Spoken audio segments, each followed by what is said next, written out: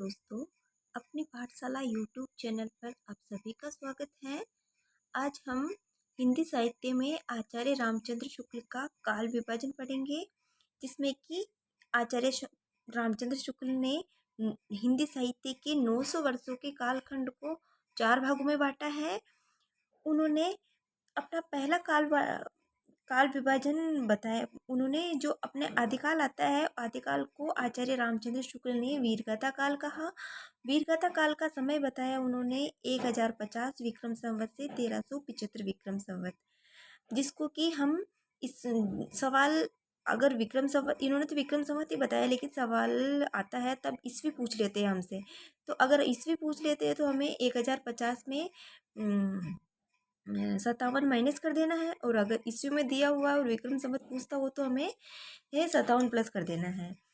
फिर उन्होंने जो वीरगाथा काल था उसको 2 भागों में बांटा, अपभ्रंश काल और वीरगाथा काल। ये काल विभाजन उन्होंने उस समय जो रचनाएं लिखी जा रही थी, काव्य ग्रंथ लिखे जा रहे थे, उस आधार पर उन्होंने वीरगाथा काल के 2 नाम दिए, अपभ्रंश काल और वीरगाथा काल।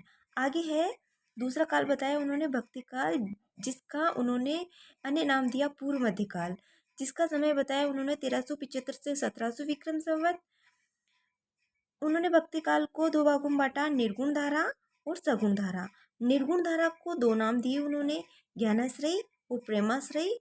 और जो निर्गुण धारा थी उसको अपने राम कुमार वर्मा ने संत काव्य और सूफी काव्य कहा। सगुण धारा को आचार्य रामचंद्र शुक्ल ने बांटा, रामाश्रयी और कृष्णाश्रयी 2 भागों में बांटा। और तीसरा काल बताया उन्होंने रीतिकाल। रीतिकाल को उन्होंने अन्य नाम दिया था उत्तर मध्य काल, जो कि इसका समय बताया 1700 से 1900 विक्रम संवत।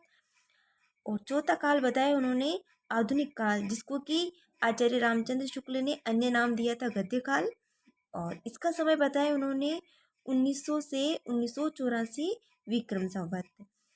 आचार्य रामचंद्र शुक्ल ने आधुनिक काल को 3 उत्थानों में बांटा।